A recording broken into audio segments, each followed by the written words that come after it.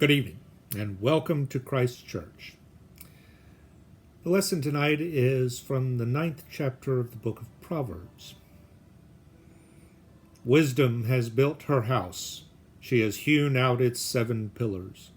She has prepared her meat and mixed her wine. She has also set her table. She has sent out her maids, and she calls from the highest point of the city. Let all who are simple come in here. She says to those who lack judgment, come, eat my food and drink the wine I have mixed. Leave your simple ways and you will live. Walk in the way of understanding. Whoever corrects a mocker invites insult.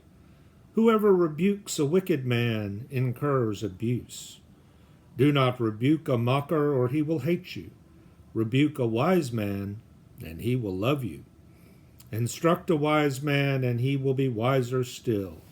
Teach a righteous man, and he will add to his learning. Here endeth the lesson.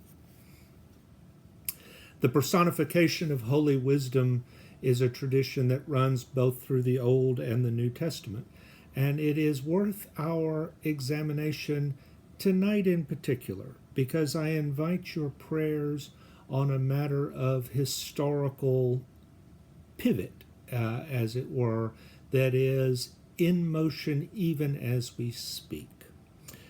Much of the New Testament occurs in Anatolia. Anatolia is what was called once Asia Minor and is now mostly occupied by the nation of Turkey.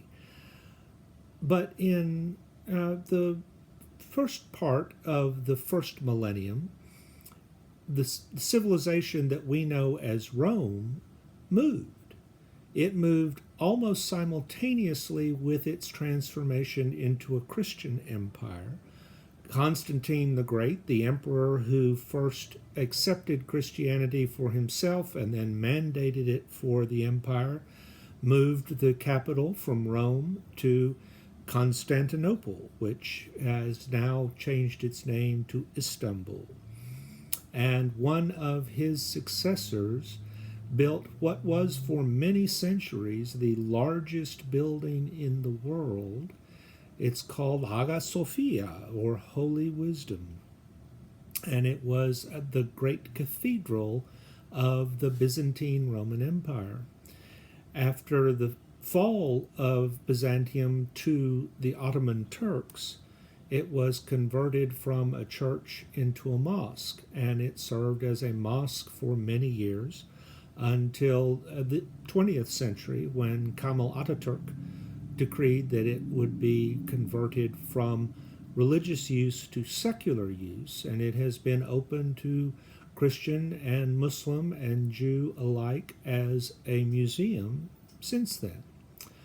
The current president of Turkey, a man named Erdogan, is cobbling together a new power base that includes an Islamist faction. He has seen his popularity amongst the secular and business and intellectual group that was Ataturk's power base diminish, and instead he is reaching out more and more to the radical Islamists in Turkey. And now a religious court is about to pronounce on whether or not Hagia Sophia will remain a museum or will be converted again to a mosque. This has already happened to one of the great Byzantine cathedrals that was a museum. It has now been decreed that it must be only used for its primary purpose, that is, as a mosque. And so it is worth our noticing what is going on in the world. There are many of our friends and neighbors who desperately want there to be a greater role for religion in public life here in this country, who like to say that America is a Judeo-Christian nation and would love to see the division between church and state disappear. But I caution those who feel that way that once the division between church and state is broken down, it doesn't stop with the church that you like. It also breaks down the wall between the state and all the other churches.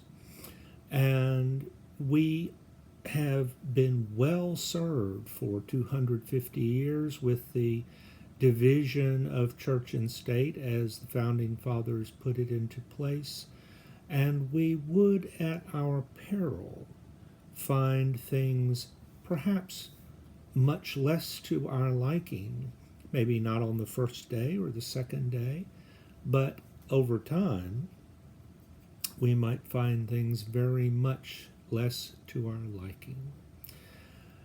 If I am correcting a mocker, I will be hated.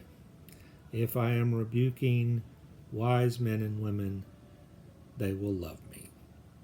May the Lord Almighty grant us a peaceful night and a perfect end. Amen. Good night.